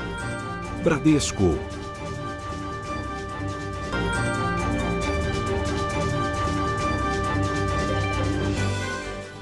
Estamos de volta para o último bloco da entrevista com o Pablo Marçal. Quem pergunta agora é a Malu Gaspar. Candidato, a gente já falou sobre o envolvimento do PCC, do seu presidente do seu partido com o PCC e todas as suspeitas que existem. Mas na última semana surgiu uma outra informação que liga diretamente com o senhor. O portal Metrópolis mostrou que o senhor nomeou como representante legal um empresário que, para lhe representar nos seus jatos, né, na sua empresa de aviação, um empresário chamado Florindo Miranda Ciorlim, que chegou a ser preso pela Polícia Federal, denunciado pelo Ministério Público e é réu no Mato Grosso por tráfico de drogas. Forneceu aviões para transportar 5 toneladas de cocaína da Bolívia para o Brasil. Essa é a acusação. Quando o senhor contratou... nomeou representante legal, na verdade não contratou, nomeou representante legal em 28 de outubro de 2021, ele já era réu nesse processo. O senhor ainda não falou sobre isso, eu queria saber se o senhor sabia disso e se o senhor continua com ele como seu representante legal. Você leu a procuração? Está aqui a procuração, exatamente. Qual que é o poder que eu dei para ele? Para lhe representar, nomeia e constitui como procurador. Para fazer o quê? Para obtenção de documentos e todos os atos que se fizerem necessários para representá-lo junto à Agência Nacional de Aviação Civil, Agência Nacional de Telecomunicações, ou seja, ele representa os seus aviões, uma pessoa que fornecia aviões para o tráfico. Ele é despachante aéreo. Essa procuração, ela foi dada... Não está escrito isso aqui, não. Não, mas é isso que você leu. Representá-lo junto... Então, mas o senhor acha que tudo bem? O que eu vou fazer? Eu vou ficar olhando para esse... Ele continua seu representante? Não, foi só para uma compra de aeronave. Eu tenho 4 aeronaves. É porque quando o senhor esteve no Flow, o senhor falou que não fazia negócio com qualquer cara até provar o cara. Mas eu não fiz negócio com ele, não. Ele é um despachante, é igual você ir no Detran. Quanto tempo que ele ficou representando o senhor legalmente? Foi só para a compra da aeronave. A aeronave foi transferida para mim e acabou. Um cara que comprava aeronave aeronave para o tráfico. E por quê? Eu comprei Qual de um foi a empresário indicação? lá do interior de São Paulo, não tem nada a ver com ele, ele é o despachante. É porque vocês estão caçando Por que o senhor pelo não falou isso, Malu? então, quando foi É porque questionado? eu fiquei sabendo pela reportagem. Eu ligo no jurídico, né? Imagina alguém que fatura o que eu faturo. Imagina eu saber esse tanto de coisa. Então, isso me leva a uma pergunta para o senhor, candidato, que eu estou curiosa desde o início do programa, porque no seu plano de governo, está aqui, o senhor fala em fazer processo seletivo, acabar com companheirada, contratar suas pessoas, seus subprefeitos, seus secretários, a partir da meritocracia. A gente já viu um presidente de partido que tem suspeita de envolvimento com o PCC, seu despachante aéreo, suspeita de envolvimento com o tráfico de drogas. Seu parceiro, Renato Cariani, que esse senhor disse que mudou sua vida, o senhor não vai poder dizer que não sabia nem nada, se tornou réu sob acusação de tráfico de drogas, associação com tráfico e lavagem de dinheiro, numa denúncia que foi aceita em fevereiro, e depois disso o senhor fechou um negócio com ele, inclusive naquele seu canal de cortes, na sua comunidade do Discord, manda marcar Pablo Marçal, prefeito, e Cariani. Então, é uma relação bem casca de bala. Como vai ser esse processo seletivo se pessoas tão próximas do senhor estão envolvidas em tanta coisa e o senhor diz que não sabe? Eu conheci o Cariani num podcast e ele me fez um desafio para mudar de vida. Eu era inflamado igual Boulos. Pesava 100 quilos e esse cara mudou minha vida. Agora, o Estado Democrático de Direito tem que fazer o seguinte, tem o contraditório e a ampla defesa. Ele que se defenda, se ele tiver errado, que ele pague. Nunca falei que eu passo a mão em nada. Agora, a gente tem um problema aqui no Brasil de acabar com a vida de uma pessoa porque ela está sendo processada. Eu fui em Paraisópolis, tirei foto com 500 pessoas, aí colocou no jornal, Marçal tem ligação com o primo, sei da onde, do PCC. Eu vou pedir certidão de nascimento de alguém? Não, mas esse é seu amigo, parceiro Eu fiquei de amigo negócio. dele, ele mudou minha vida. Cariani, obrigado por você transformar Mas esse como país. que é esse processo seletivo? Entra qualquer um? É o que que eu nem tô te com essas falando, ele não é pessoas? alguém que trabalha para mim, ele não é submetido a mim, ele cuida da vida Ele é dele. Mas ele é sócio. seu sócio. A gente fez aquele programa justamente para mudar a vida dos outros. Eu sou um educador e ele mudou minha vida e a gente está mudando a vida de muita gente através do ensino. Só lembrando essa denúncia, um minuto, Pedro, um minuto. Só lembrando essa denúncia aceita pela Justiça, portanto, ele é réu, não é qualquer acusação. Ele é acusado de ter emitido notas frias para desviar 12 toneladas de insumos químicos que, na verdade, eram usados para refinar cocaína e crack. O senhor tem demonstrado muita preocupação com a questão das drogas. Isso não arrepia o pelo do seu braço? É o seguinte, meu braço? Por que meu Não? braço? De ficar arrepiado, 12 toneladas Não, para... Cariani, eu acredito na sua inocência, conheço seu coração e se você tiver errado, irmão, pague. Se não tiver, que todo jornalismo desse Brasil gaste o mesmo tempo que eles gastaram te destruindo porque você apoiou o presidente Bolsonaro e entrou na lista de 70 pessoas que foram perseguidas por isso. Isso não é jornalismo, não, é Só um pouquinho, a resposta é minha. Calma que eu estou respondendo. Não, o senhor está falando do jornalismo, a gente está Calma. contraditando. Vamos lá, todos nós no Brasil. Nós temos o maior corruptor da história chamado Luiz Inácio Lula da Silva, que inclusive você, Vera, desci o bambu nele, mas depois que ele voltou não fala mais nada. Ah, é? O senhor lê minhas colunas? Não leio não, mas eu tive notícia para vir Se o para senhor cá. não lê, né? O senhor cobra tanto, a gente diz. É para quê, né? Eu então, parei de fala, ler o um senhor pouco não para sabe, né? publicar. Publiquei 62 livros. Se você quiser acompanhar, não vou falar de livro agora, não. É o também seguinte, publiquei deixa eu só terminar. É. Terminando sobre o Cariani. Cara, se tiver devendo, pague. Se não tiver, eu vou ser o cara do seu lado para cobrar todo mundo que destruiu sua reputação. Vá para cima e obrigado por você ter mudado a minha vida. Já deu para ver como vai ser esse processo seletivo. Pedro, por favor. Seguindo nesse assunto, não é muita coincidência que todo mundo que está em volta de você, que está sendo investigado, é por tráfico de droga ou ligação com o PCC de alguma forma? Sabe o que é coincidência? O vice-presidente do Brasil, Geraldo Alckmin, teve a chance de acabar com o PCC e foi um bunda mole. O que tem a ver isso? O que tem a ver? Ele é vice-presidente do Brasil e tem... Não, o que tem a ver ele com o seu caso? É o que eu estou te falando. Ele deixou o PCC proliferar dentro dessa cidade. A culpa é dele. Claro, ele teve a chance de acabar com o PCC. Pessoas próximas a você são próximas Amigo, ao PCC. Em relação a mim, não. Esses caras tomaram as usinas. Em relação a você. O PCC tomou usina, tomou posto de gasolina, tomou televisão, está tomando tudo. Está lá dentro do governo. Tudo bem. Tomou partido. Então Vocês não estão tem falando que do meu fazer presidente? isso, então não tem nada pra fazer. Calma que eu estou respondendo. Eles alegam que o meu presidente tem ligação com o PCC. Ô, Leonardo, se você é do PCC, por que você teve despejo na sua casa? Cadê o dinheiro do PCC para te ajudar, cara? Isso cabe ironia com um assunto tão sério, candidato. Bunda mole do Alckmin teve a chance de extirpar o PCC e não teve coragem.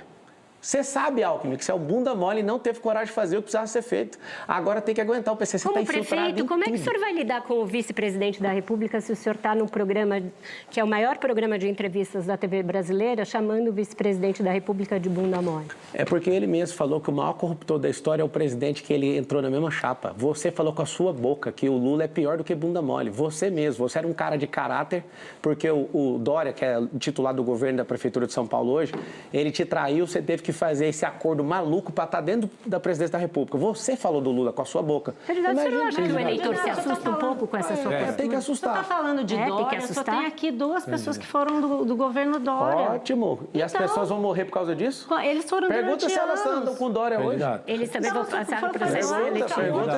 Pergunta se eles andam com Dória hoje. Quem é o Dória de verdade? Esse governo até hoje é do Dória. E vai cair esse governo do Dória, do Bruno Covas, e esse herdeiro aí não é homem suficiente para ser prefeito de São Paulo. Pode deixar comigo que eu vou governar essa cidade. Pedro, pode perguntar. Vou fazer uma pergunta para o senhor.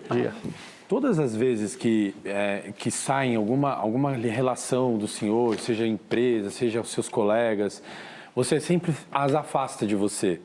Nunca fiz isso. Assim, tá falando, por exemplo... Afastar, eu falei pro Cariani, eu tô com você, cara. Se você se tiver... Mas, por exemplo, do seu partido, que é o presidente do seu partido, você afasta a questão da própria questão das fraudes que foram condenadas, questões bancárias. Você falava que você só tinha um trabalho ali de manutenção. Então, foi condenado e acabou o assunto. Se você for prefeito da cidade de São Paulo, é assim que você vai lidar com possíveis problemas numa administração de uma cidade tão grande. Então, por exemplo, se um secretário seu tiver alguma acusação, algum envolvimento, se algum funcionário, se alguém de uma subprefeitura, você também vai falar, bom, eu não tenho nada a ver com isso. Você vai lavar a mão dessa maneira ou você vai assumir responsabilidade? Você falou o quê? Parece quem? Eu não tenho nada com isso, Parece não quem? conheço, não sei. Qual o nome você falou? Lula? Lula. Parece o Lula. É o seguinte, todo mundo tiver envolvimento vai ser apurado. E na apuração, se tiver cheiro, vai ser desconectado. É assim que eu faço na vida privada. Alguém falou, você só saiu lá quando você foi para a Polícia Federal porque você delatou os caras. Eu não tinha nada para fazer, só falar o que você estava fazendo. Agora é o seguinte, existe uma infiltração do crime organizado nessa cidade, que vocês não têm noção.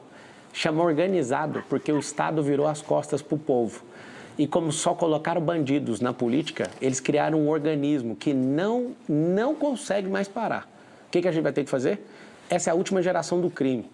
E nós precisamos, com educação, mudar a cabeça das pessoas para ninguém, absolutamente ninguém, conseguir ser captado por eles. Essa é a última geração do crime nessa cidade, doa quem doer. Nós vamos mudar a educação, nós vamos dar emprego, nós vamos colocar a identidade esportiva em todos os jovens na escola pública. É o único jeito da gente sair desse PCC. Esse PCC, a partir de agora, todo mundo que mexeu o saco isso é patriotas contra os comunistas. Não, o PCC é primeiro comando da capital, uma organização bem complicada. Não, isso aí que você está falando. O que eu estou falando é Pablo contra os comunistas, patriotas contra os comunistas. O comunismo não tem nada a ver com isso, Amanda. Pode perguntar. Por favor. O senhor já falou que a solução da África é mudar o mindset, mudar a mentalidade. Acabar com a miséria lá seria só mudar a mentalidade. E na sua proposta de governo tem uma coisa muito parecida que chama, entre aspas, Jornada da Prosperidade, para trazer abundância para as pessoas que estão em necessidade, para ter uma visualização de uma nova realidade, motivando a pessoa a deixar a pobreza para trás. É um papo de coach, de ex-coach, desculpa. Eu quero saber, candidato, efetivamente, o que o senhor vai fazer de política de combate à pobreza e se as políticas que existem hoje vão ser mantidas, se o senhor for eleito. O Boulos, no debate da Band, falou, eu quero agradecer ao presidente Lula, porque o Boulos, o presidente Lula, porque ele acabou com a fome. Ontem, no debate, ele falou, eu quero acabar com a fome. Tá ficando maluco, Boulos? É o seguinte, fome as pessoas sentem 3 vezes por dia. Se não der trabalho e não der progresso e não mudar a mentalidade dessas pessoas, eu não sei se você, Amanda, já experimentou a riqueza. Eu vim da pobreza. Eu já experimentei isso. Qualquer pessoa consegue, desde que deixe de ser um qualquer um. Agora, nunca na história do Brasil, em 500 anos, alguém de verdade falou que ia promover o povo. O Lula enganou a gente. Eu vim de escola pública, já acreditei que empresário é explorador, já acreditei que os Estados Unidos é imperialista e que Karl Marx, aquele gigolô, era alguém que tinha uma grande coisa para nós, para mudar esse país, esse mundo inteiro. Então, se é uma pessoa que mora na rua, que está precisando muito de ajuda, mudar a sua mentalidade, ela pode conseguir ter sucesso. Sim, o Sabará já tirou 3.500 pessoas da rua. Se você, às vezes, for no McDonald's comprar seu McLanche feliz, você vai dar de cara com alguém da Cracolândia que saiu de lá. E, inclusive, Eu pareço uma pessoa falando, o prédio de 1 quilômetro de altura. Imagina quando os portugueses vieram aqui no Brasil, chegando de caravela, os índios olhando e falando, o que é isso? Aí você imagina o cara do avião chegando, falando assim, não vai ser 60 dias a atravessar o Atlântico, vai ser em 8 horas. Aí imagina o cara do foguete em 2. Por favor, deixa eu te falar a uma coisa, proposta, gente do futuro é muito diferente. A sua proposta, então, para a pobreza, para a miséria, para as pessoas que estão morando na rua, que estão precisando de ajuda, é um negócio de coach, mudar a mentalidade. Acredita é que isso? vai rolar. Minha senhora... Você pode me explicar, por favor? Posso. Eu não estou entendendo. Então, você é uma pessoa que vai ser contemplada no meu governo. Você tem que entender que tem gente desocupada, tem gente trabalhando, tem gente empreendendo, tem gente sendo um empreendedor serial e tem gente que vai aprender a investir. Na Europa, mais de 70% das pessoas investem. Nos Estados Unidos, mais de 50% das pessoas investem. No Brasil, 3%. Sabe o que significa isso? Não te ensinaram a mexer com o dinheiro na escola pública. Eu vou te ensinar. Sabe por quê? Porque essa é a maior bandeira para prosperar esse país. A esquerda odeia que você entenda de dinheiro, porque o próprio presidente Lula falou que quem ganha mais de R$4 mil não vota nesse tipo de partido. Se você me der a chance, nós vamos extirpar essa esquerda desse país. Candidato, essa uma espécie de teologia da prosperidade, ela existe em muitas igrejas evangélicas, mas não exatamente com essa roupagem que o senhor traz no seu programa. Tem vídeos do senhor batizando pessoas em piscinas, outros que o senhor tenta fazer cadeirantes se levantarem, depois o senhor culpa a pessoa por não ter conseguido. Em recente entrevista ao Flow, o senhor disse que vai prosseguir com essas práticas, inclusive de velórios, como o senhor disse, tentando ressuscitar pessoas. O povo de Deus... O senhor se diz temente a Deus, mas diz que não está em nenhuma igreja. Ele tem muito respeito por essas questões litúrgicas, tem muito respeito por questões de ritos. E o batismo é um rito muito sério. O senhor não teme que eles achem que o senhor está fazendo chacota da religião para se autopromover? Eu quero pedir para todo o povo de Deus entender que eu não subi em nenhum púlpito de nenhuma igreja para pedir voto de ninguém. Eu vivo isso. Eu sou um cristão, eu nunca vou negar oração para ninguém. Jesus falou o seguinte, vocês farão obras maiores. Eu não estou misturando religião, quem trouxe esse assunto foi vocês. Eu estou falando, eu sou cristão e eu peço a ajuda de todos os católicos, todos os espíritas, os evangélicos que acreditam no cristianismo. Sabe por quê? Porque Jesus não dividiu o pão, ele multiplicou. E o comunismo é dividir aquilo que a gente tem para idiotizar as pessoas. Eu peço o socorro de todos os cristãos dessa cidade, do estado de São Paulo e do Brasil. Nós precisamos combater essa praga de comunismo. Nunca me envergonharei de responder uma oração para alguém. Se a pessoa não recebeu, eu vou continuar orando. Eu quero ver, sim. Quero ver milagres acontecendo. Eu nunca tirei proveito disso. Nunca tirei proveito, só para ajudar as pessoas. E eu vou continuar. E vocês têm que respeitar a minha fé. Porque se alguém fala que vai num terreiro fazer um despacho, ninguém tira sarro. Só tira sarro de quem é crente. Só tira sarro de quem é evangélico. Na escola, na quinta série, eu nunca concordei que a gente veio do macaco. Aí sabe o que acontecia? Eu ouvia, você é um crentinho. E eu sempre defendi minhas convicções e quero que todo mundo pense. Eu quero que todo mundo tenha liberdade. Eu sou cristão, sim, e eu acredito nisso e nunca vou curvar minha cabeça para isso. E viva a liberdade nesse país. Viva a liberdade. Muito obrigada, candidato, pela entrevista. É isso, nosso programa chegou ao fim. Além de agradecer ao candidato Pablo Marçal, agradeço também aos jornalistas que integraram a nossa bancada de hoje. Amanda Aldi, Bruno Ribeiro, Malu Gaspar, Pedro Borges, Pedro Canário e Luciano Veronese. Muito obrigada, sobretudo, a você que esteve com a gente ao longo de toda a entrevista.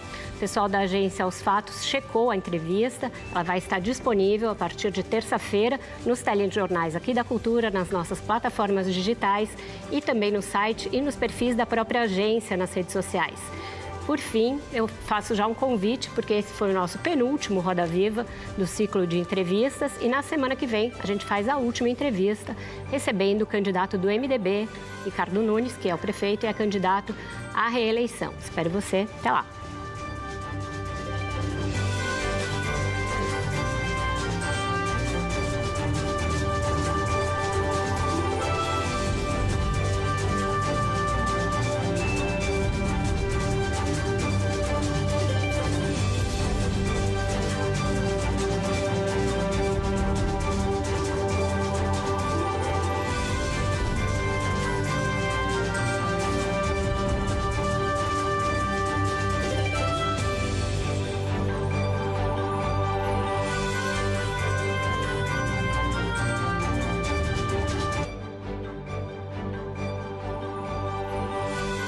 Inovação que conecta. Bradesco.